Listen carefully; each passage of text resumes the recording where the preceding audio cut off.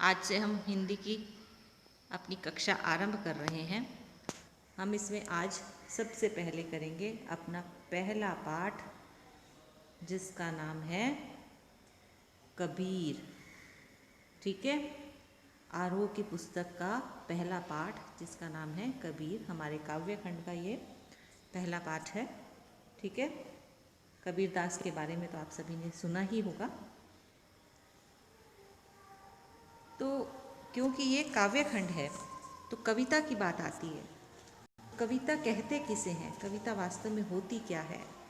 जिस प्रकार आत्मा की मुक्त अवस्था ज्ञान दशा कहलाती है, हम कहते हैं कि हमारी आत्मा हर प्रकार के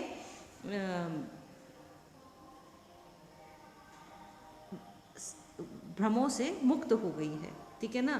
कब? जब हम ज्ञान को प्राप्त कर लेते हैं, यानी तो आत्मा की मुक्त अवस्था किसी भी प्रकार के किसी भी मोह माया से मुक्त हो गई है। तो वो कब होएगी? जब हम ज्ञान दशा में पहुंच जाएंगे। ज्ञान दशा कहलाती है। तो इसी जब हमें पूरा ज्ञान हो जाएगा तो इसीलिए इसे हम क्या कहते हैं कि आत्मा की मुक्त अवस्था को हम ज्ञान दशा कहते हैं। ठीक है। उसी प्रकार हृदय की मुक्त अवस्था रस दशा कहलाती है। जब हमारा हृदय भी जो है किसी भी प्रकार के भ्रम से मुक्त हो जाता है तो उसे रस दशा, हमारे हृदय में रस बहने लगता है जैसे। ठीक है। तो हृदय की इसी मुक्ति की साधना के लिए मनुष्य की वाणी जो विधान करती है उसे कविता कहते हैं। तो हृदय की इस मुक्त अवस्था को प्राप्त करने के लिए हमारी वाणी से जो शब्द निकलते हैं उसे हम क्या कहते हैं? कविता कहते हैं। अर्थात जब हम रस दशा में पहुंच जाते हैं तो उस वक्त हमारा हृदय जो है रस से परिपूर्ण हो जाता है। तो उसे हम क्या कहते हैं? उस वक्त जो हम बोलते हैं उसे हम क्या कहते हैं? कविता कहते हैं। ये किसके द्वारा कहा गया है? रामचंद्र शुक्ल ने कविता की परिभाषा दी है। क्या दी है? कि आत्मा की मुक्त अवस्था को ज्ञान दशा कहते हैं, उसी प्रकार से हृदय की मुक्त अवस्था को रस दशा कहते हैं। और हृदय की इस मुक्ति की साधना के लिए मनुष्य की वाणी से जो शब्द विधान होता है, जो शब्द निकलते हैं, उच्चारित किए जाते हैं, उन्हें हम कविता कहते हैं। क्लियर है? चलिए आगे। अब देखिए, हम हिंदी साहित्य लिटरेचर पढ़ रहे हैं। तो लिटरेचर पढ़ने से पहले हमें पता होना चाहिए कि हिंदी साहित्य का इतिहास क्या है। पहले तो आपकी कक्षाओं के जो सिलेबस होते थे उसमें पाठ्यक्रम में हिंदी साहित्य का इतिहास आपको छोटी कक्षाओं में पढ़ाया जाता था, परंतु अब चूँकि वो नहीं है तो शायद आपको इसके बारे में बहुत ज़्यादा ज्ञान भी नहीं होगा। तो हम सबसे पहले ये पढ़ लेते हैं कि हिंदी साहित्य का इतिहास क्या है। कि कबीर दास के बारे में पढ़ने से पहले हमें पता होना चाहिए कि हम जो निर्गुण भक्ति धारा की बात करेंगे वो क्या है। ठीक है ना। तो उसके बारे में जानने के लिए हम पहले हिंदी साहित्य का इतिहास जानेंगे। हिंदी साहित्य का इतिहास बहुत वृहत है, बहुत बड़ा है। उसको कोई भी ऐसे ही उसके बारे में पूरा ज्ञान प्राप्त नहीं कर सकता, उसको समझ नहीं सकता। उसको समझने के लिए उसे पहले उस साहित्य को, उस इतिहास को जो है कई भागों में बांटना पड़ेगा। जब प्राचीन काल में इस प्रकार की समस्या साहित्यकारों के सामने आई तो ये निर्णय लिया गया कि हिंदी साहित्य को जो है कुछ भागों में विभक्त कर दिया जाए, उसको श्रेणीमुक्त कर दिया जाए, श्रेणियों में विभाजित कर दिया जाए, ताकि उसको समझना, उसको कंठस्थ करना, उसको ध्यान में रखना आसान हो जाए। तो इसके लिए हिंदी साहित्य को 4 भागों में बांटा गया, जिसका नाम क्या है? आदिकाल। पहला काल है आदिकाल, दूसरा है भक्ति काल, तीसरा है रीतिकाल और चौथा है आधुनिक काल। ठीक है। अब बात आती है आदिकाल की। आदिकाल में बहुत सबसे प्राचीनतम जो समय की रचनाएं थी वो आदिकाल में दी गई। फिर बात आई भक्ति काल की, जहाँ पे भक्ति से संबंधित बात हुई, वहाँ भक्ति काल की रचनाएं उसके अंदर इंक्लूड कर ली गई। फिर रीतिकाल की बात आई, जहाँ पर एक रीति, एक परंपरा को लेकर रचनाएं रची गई, वो रीतिकाल की होगी। और उसके बाद के समय के इतिहास को आधुनिक काल में रख दिया गया। ठीक है। अब ये जो काल विभाजन है अलग अलग बहुत से साहित्यकारों ने किया, परंतु आचार्य रामचंद्र शुक्ल के द्वारा जो किया गया काल विभाजन था उसे हर प्रकार से उचित माना गया और उसको ही सर्वसम्मति से स्वीकार कर लिया गया। ठीक है, तो इसमें जो हम बात करते हैं भक्ति काल की, क्योंकि कबीरदास की बात आ रही है, ईश्वर की बात आ रही है, परमात्मा की बात आ रही है, भक्ति की बात आ रही है, तो उनकी रचनाएं किस में आती हैं? भक्ति काल में आती हैं। तो हम बात करते हैं भक्ति काल की। भक्ति काल को आगे दो भागों में विभाजित किया गया। एक आपका था सगुण काव्य धारा या निर्गुण भक्ति धारा, और एक थी सगुण भक्ति धारा। ठीक है ना, एक थी निर्गुण भक्ति धारा और दूसरी थी सगुण भक्ति धारा। अब निर्गुण भक्ति धारा को आगे फिर दो भागों में विभाजित किया गया। एक थी ज्ञानाश्री और दूसरी थी प्रेमाश्री, यानी जो ज्ञान पर आधारित थी, ज्ञान के आश्रय में थी, और दूसरी थी प्रेमाश्री जिसमें प्रेम के पर आधारित थी। जो फिर इसी प्रकार से सगुण भक्ति धारा को भी दो भागों में विभाजित किया गया। एक थी राम भक्ति धारा और दूसरी थी कृष्ण भक्ति धारा, यानी जिसमें राम की भक्ति के बारे में संबंधित रचनाएं थी। कृष्ण भक्ति धारा में कृष्ण से की भक्ति से संबंधित रचनाएं को लिया गया। अब जब हम बात करते हैं निर्गुण भक्ति धारा की, इसको दो भागों में विभाजित किया गया, ज्ञानाश्रय और प्रेमाश्रय। ज्ञानाश्रय यानी ज्ञान पर आधारित, प्रेमाश्रय यानी प्रेम पर आधारित। तो ज्ञानाश्रय जो भक्ति धारा थी यानी प्रेम पर, वो ज्ञान पर आधारित थी, इसके जो प्रसिद्ध कवि माने गए हैं वो कौन माने गए हैं? कबीरदास जी माने गए हैं। और जो प्रेमाश्रय भक्ति धारा थी यानी प्रेम पर आधारित थी, उसके जो सबसे प्रतिनिधित्व इस काव्य धारा का कौन करता है? मलिक मोहम्मद जायसी द्वारा किया गया है। फिर उसके बाद आता है सगुण काव्य धारा के अंदर, सगुण भक्ति धारा के अंदर दो भाग आते हैं, एक तो राम भक्ति धारा और दूसरा है कृष्ण भक्ति धारा। तो सगुण राम भक्ति धारा के प्रतिनिधित्व कौन करता है? तुलसीदास जी करते हैं, और कृष्ण भक्ति धारा का कौन करते हैं? सूरदास जी करते हैं। ठीक है, तो हम जिसे पढ़ रहे हैं वो हम क्या कर रहे हैं? कबीरदास। तो यानी ज्ञानाश्री निर्गुण भक्ति धारा के प्रतिनिधि कवि के रूप में किसे जाना जाता है? कबीरदास जी को जाना जाता है। समझ में आई इतनी बात? चलिए आगे करते हैं। कबीरदास जी ने कुछ वाक्य कहे हैं जो काफ़ी प्रसिद्ध भी हैं। क्या? कि मैं कहता हूँ आँखिन देखी, तू कहता कागज की लेखी। कि मैंने जो है आज तक जो बात कही, जो मैंने अपनी आँखों से देखी, उसकी बात मैं करता हूँ, और वो अन्य संसार की बात करते हैं कि तुम कागज पर लिखे हुए की बात करते हो। मैंने तो जो प्रत्यक्ष रूप से अपनी आंखों के सामने देखा, मैं उसको कहता हूँ। मसी कागज छियो नहीं, कलम गही नहीं हाथ। कि मैंने जो है अपने हाथ से कागज को नहीं छुआ, कलम को अपने हाथ में कभी नहीं पकड़ा। अर्थात इससे पता लगता है कि कबीरदास जी जो हैं अनपढ़ थे, उन्होंने कभी भी पढ़ाई लिखाई नहीं की, उन्हें पढ़ना लिखना नहीं आता था। और एक उक्ति जो है उनकी बड़ी प्रसिद्ध है, पोथी पढ़ पढ़ जग मुआ, पंडित भया न कोई, ढाई आखर प्रेम का पढ़े सो पंडित हो। उनका क्या कहना था कि किताबें पढ़ पढ़ के व्यक्ति पागल हो जाता है, ये सारा संसार जो है पागल हो गया है। और अपने आप को वो क्या कहते हैं, कबीरदास जी कहते हैं कि इतना ज्ञान प्राप्त करने के बाद, इतनी किताबें पढ़ने के बाद भी कोई पंडित नहीं हो गया, कोई ज्ञानी नहीं बन गया। पंडित का अर्थ क्या होता है?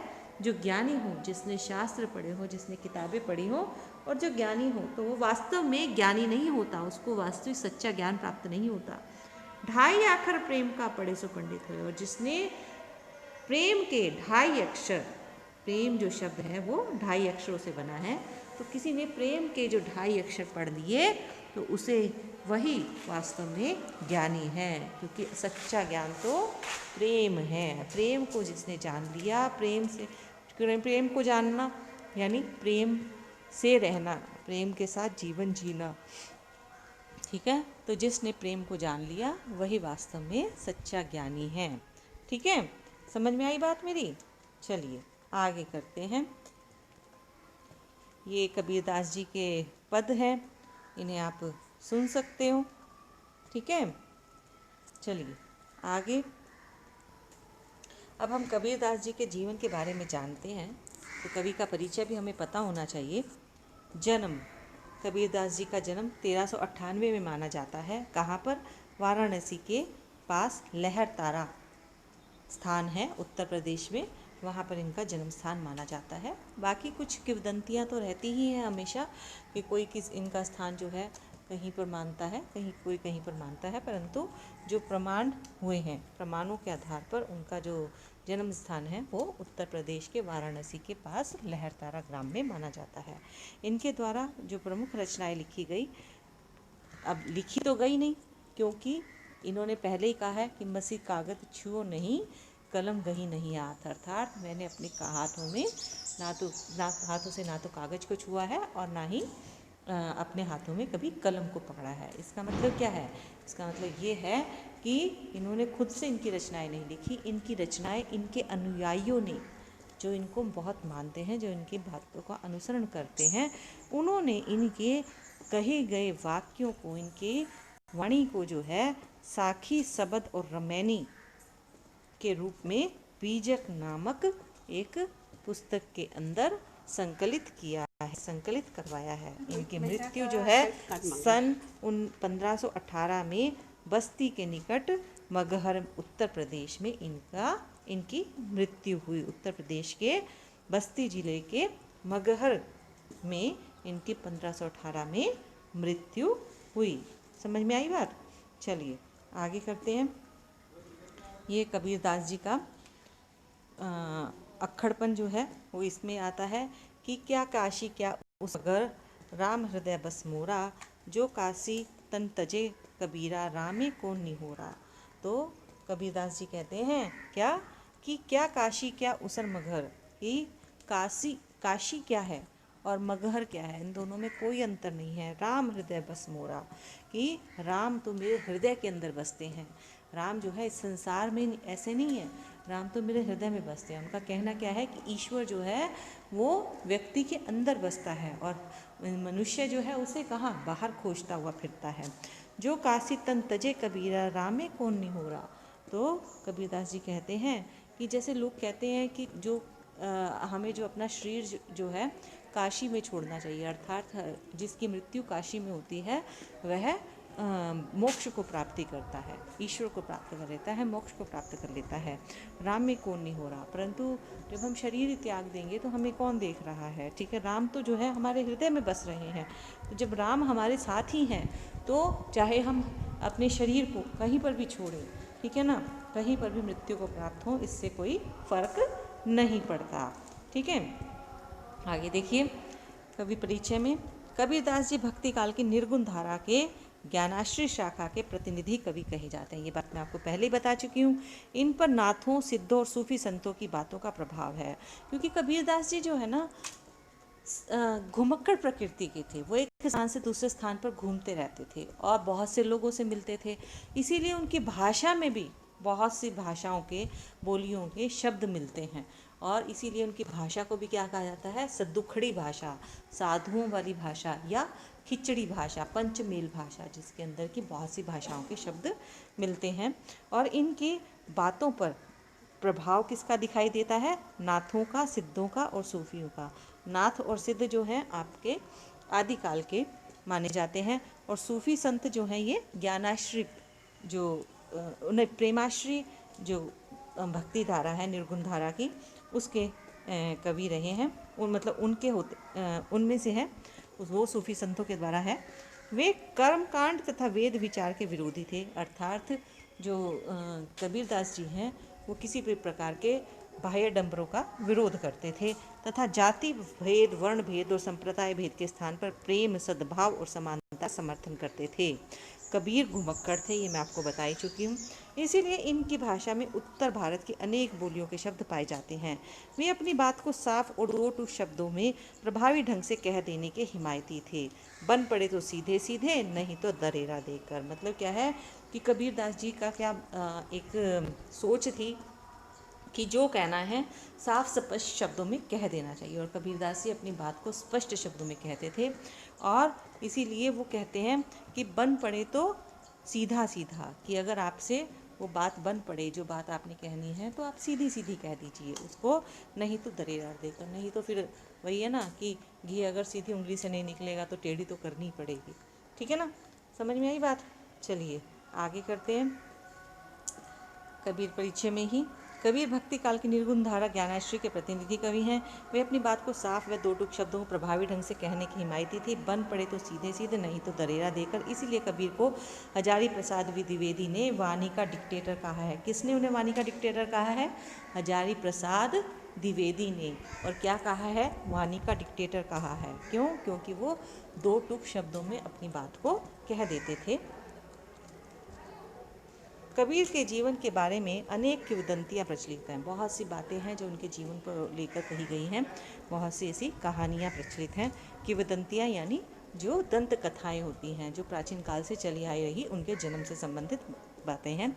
उन्होंने अपनी विभिन्न कविताओं में खुद को काशी का जुलाहा कहा है। कभी मतलब वो अपने आप को काशी का एक जुलाहा स्वीकार करते हैं। कबीर के विधिवत साक्षर होने का कोई प्रमाण नहीं है। ये बात हम पहले कह चुके हैं कि उन्होंने स्वयं से बात कही है कि मसी कागज छुओ नहीं, कलम गही नहीं हाथ। मसी कागज छुओ नहीं, कलम गही नहीं हाथ जैसी कबीर की पंक्तियां ही इसका प्रमाण देती हैं। उन्होंने देशाटन यानी भ्रमण किया है देश में, और सत्संग से ज्ञान प्राप्त किया। यानी उनका जो ज्ञान था वो घुमक्कड़ प्रकृति की वजह से था, और साथ ही साथ वो ज्ञानी पुरुषों का संग करते थे, उनके साथ सत्संग करते थे। किताबी ज्ञान के स्थान पर आंखों देखे सत्य और अनुभव को प्रमुखता दी है। ये बात भी आपकी पहले आ चुकी है। उनकी रचनाओं में नाथों, सिद्धों, सूफी संतों की बात प्रभाव मिलता है। वे कर्मकांड और वेद विचार के विरोधी थे। जाति भेद, वर्ण भेद और संप्रदाय भेद के स्थान पर प्रेम, सद्भाव और समानता का समर्थन करते थे। ठीक है, आगे देखिए। संत कबीर दास हिंदी साहित्य के भक्ति काल के इकलौते ऐसे कवि हैं जो आजीवन समाज और लोगों के बीच व्याप्त आडंबरों पर कुठाराघात करते रहे। मतलब ये ही ऐसे प्रसिद्ध कवि रहे हैं, एक अकेले ऐसे कवि रहे हैं जिन्होंने लोगों के बीच में पूरे जीवन भर उनके द्वारा किए गए विभिन्न प्रकार के आडंबरों का घोर विरोध किया। वह कर्म प्रधान समाज के पैरोकार थे। मतलब वो जो है कहते थे कि सब लोग कर्म करेंगे वैसा ही उनको फल प्राप्त होगा, उसके ही वो हमेशा पक्षधर थे। इसकी झलक उनकी रचनाओं में साफ झलकती है। लोक कल्याण हेतु ही मानो उनका समस्त जीवन था। मतलब उन्होंने अपना पूरा जीवन जो है लोक कल्याण के लिए समर्पित कर दिया था। कबीर को वास्तव में एक सच्चे विश्व प्रेमी का अनुभव था, क्योंकि वो सभी के बीच में सद्भाव की भावना पैदा करना चाहते थे, सभी के बीच में प्रेम पैदा करना चाहते थे, और उसी के ही पक्षधर थे। कबीर की सबसे बड़ी विशेषता यह है थी कि उनकी प्रतिभा में अबाध गति और अदम्य प्रखरता थी। मतलब क्या है कि उनके अंदर बहुत योग्य थे, बहुत योग्य मनुष्य थे वो, और वो मतलब उनकी जो कैपेबिलिटी थी, योग्यता थी, वो बढ़ती ही जा रही थी, और वो ज्ञान उनके अंदर कूट कूट के भरा हुआ था, क्योंकि वो एक स्थान से दूसरे स्थान पर घूमते फिरते रहते थे, जिसकी वजह से वो हर जगह की अच्छी अच्छी बातों को अपने जीवन में ग्रहण करते रहते थे। उन्हीं बातों का प्रसार जो है इधर उधर घूमते हुए लोगों तक पहुंचाने का प्रयास करते थे। समाज में कबीर को जागरण युग का अग्रदूत कहा जाता है। मतलब उन्होंने लोगों को जागृत करने का प्रयास किया, तो इसीलिए उनको इसका अग्रदूत के रूप में जाना जाता है। डॉक्टर हजारी प्रसाद द्विवेदी ने लिखा है कि साधना के क्षेत्र में वे युग युग के गुरु थे। उन्होंने संत काव्य का पथ प्रदर्शन कर साहित्य क्षेत्र में नव निर्माण किया था। ठीक है, चलिए आगे करते हैं। अब हम अपना पाठ आरंभ करते हैं। पाठ का नाम है कबीर के पद। पहला पद देखते हैं। हम तो एक एक करी जाना, दोई कहे तिन्ही को दो जग, जिन नाहिन पहचाना। एक पवन एक ही पानी, एक ज्योति समाना। एक खाक गढ़े सब भांडे, एक कोहरा साना। जैसे बाढ़ी काष्ट ही काटे, अग्नि न काटे कोई। सब घटी अंतरी तू ही व्यापक, धरे स्वरूपे सोई। माया देखी के जगत लुभाना, काहे रे नर गरबाना। तो इस पद में कबीर ने परमात्मा को, श्री के कण कण में देखा है। तो कबीरदास जी क्या कहते हैं कि ईश्वर जो है इस सृष्टि के एक एक कण में फैला हुआ है, ज्योति के रूप में स्वीकार किया है। अर्थात वो कबीरदास को एक ज्योति, कबीरदास जी जो हैं ईश्वर को एक ज्योति के रूप में स्वीकार करते हैं।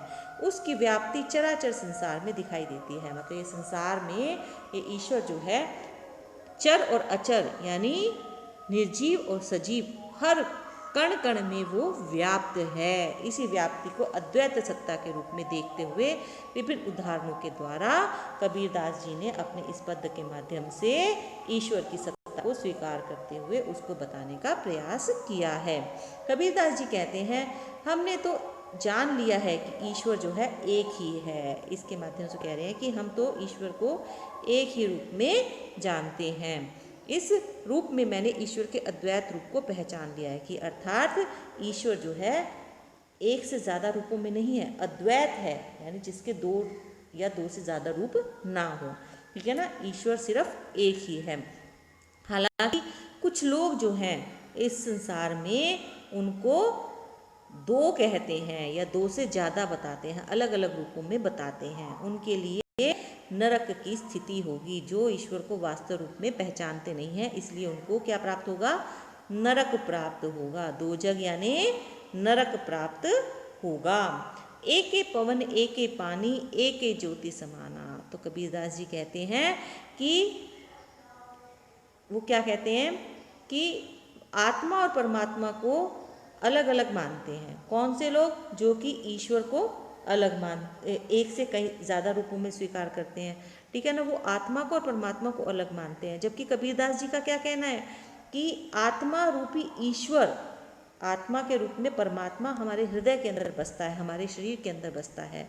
कबीर जो है ईश्वर की अद्वैतता का प्रमाण देते हुए क्या कहते हैं कि ये संसार में ईश्वर एक ही है। वो क्या कहते हैं कि संसार में एक ही जैसी पवन, एक ही पवन, एक ही जैसी पवन, एक ही पानी, एक ही प्रकार का पानी है, और एक ही प्रकाश जो है ज्योति के रूप में, एक ही प्रकाश आत्मा के रूप में। ज्योति क्या है? आत्मा, वो सभी के अंदर समाया हुआ है। फिर वो आगे क्या कहते हैं कि एक एक खाक गड़े सब भांडे एक एक कोहरा साना। खाक यानी मिट्टी, गड़े यानी बनाना, भांडे यानी बर्तन, कोहरा यानी कुम्हार, साना यानी आनकर, मिलाकर। तो क्या कहते हैं, कुम्हार भी एक ही प्रकार की मिट्टी से सब प्रकार के विभिन्न प्रकार के बर्तनों को अलग अलग आकार प्रकार देकर बनाता है। वैसे ही ईश्वर रूपी कोहरा कुम्हार ने पंच तत्व रूपी मिट्टी को, यानी एक ही प्रकार की पंच तत्व रूपी मिट्टी से विभिन्न आकार प्रकार के भांडे यानी अलग अलग प्रकार के, अलग अलग आकार प्रकार के जीवों को गढ़ा है, अर्थात बनाया है। जैसे बाढ़ी काष्ठ ही काटे अग्नि न काटे कोई। जैसे कि बढ़ई, बाढ़ी यानी बढ़ई, काष्ठ यानी लकड़ी को तो काट सकता है परंतु आग को नहीं काट सकता, परंतु उसके अंदर समाई हुई आग को नहीं काट सकता। क्यों? क्या बात कही है? एक ही खाक, और खाक कैसी है? 5 तत्वों से मिलकर बनी है। अग्नि, पानी, वायु, आकाश और आग, ये मिट्टी। ठीक है ना, तो इन 5 तत्वों को मिलकर जब ये बनी है तो उसमें एक अग्नि भी तत्व है। पंच तत्व के अंदर एक अग्नि है। तो उस पंच तत्व में जो ये अग्नि है, वो अग्नि जो है उसको बढ़ई नहीं काट सकता, परंतु उसमें व्याप्त इसी प्रकार से क्या होता है कि हमारा जो शरीर है वो जो है जब वो नष्ट हो जाता है तो उसमें जो आत्मा है वो हमेशा रहती है, वो हमेशा जीवित रहती है। जिस प्रकार से लकड़ी तो कट गई परंतु उसके अंदर आग जो है बसी हुई है, उसे हम निकाल नहीं सकते, उसे हम काट नहीं सकते। उसी प्रकार से मनुष्य मर जाता है, उसका शरीर खत्म हो जाता है, मृत्यु को प्राप्त कर लेता है, तो वो उसके बाद जला दिया जाता है, परंतु उसके अंदर जो अग्नि है, आग है, उसको कोई भी नहीं काट सकता। अर्थात ईश्वर रूपी आत्मा को कोई भी नष्ट नहीं कर सकता, वो हमेशा जीवित रहती है। सब घटी अंतरी तू ही व्यापक धरे स्वरूपे कोई। तो अब आगे कबीरदास जी कहते हैं कि तू ही सभी के हृदय के अंदर निवास करता है, और ईश्वर ने आप सभी को अलग अलग रूप धारण किया हुआ है, अर्थात सभी के हृदय के अंदर आत्मा के रूप में भगवान निवास करता है, चाहे उसका रूप कैसा ही क्यों ना हो। माया देखी के जगत लुभाना, काहे रे नगर बाना। अब आगे के रविदास जी कहते हैं कि हे मनुष्य, तू इस संसार की माया को देखकर क्यों इसकी तरफ आकर्षित हो जाता है और इसके लालच में पड़कर इसको प्राप्त करके गर्व का अनुभव करता है। यह बिल्कुल गलत है। तुझे इस माया को प्राप्त करने के बाद इसके प्राप्त करने की वजह से अपने अंदर एक अहंकार की उत्पत्ति नहीं करनी चाहिए। वास्तव में क्या करना चाहिए? आगे कबीरदास जी क्या कहते हैं कि माया देखी के जगत लुभाना, काहे रे नगर बाना, कि इस प्रकार से मोह माया के लालच में पड़कर ईश्वर को भुला के ये संसार जो है उस संसार की मोह माया को प्राप्त करके इस अहंकार का अनुभव करने लगता है। ठीक है, गर्व से भर जाता है।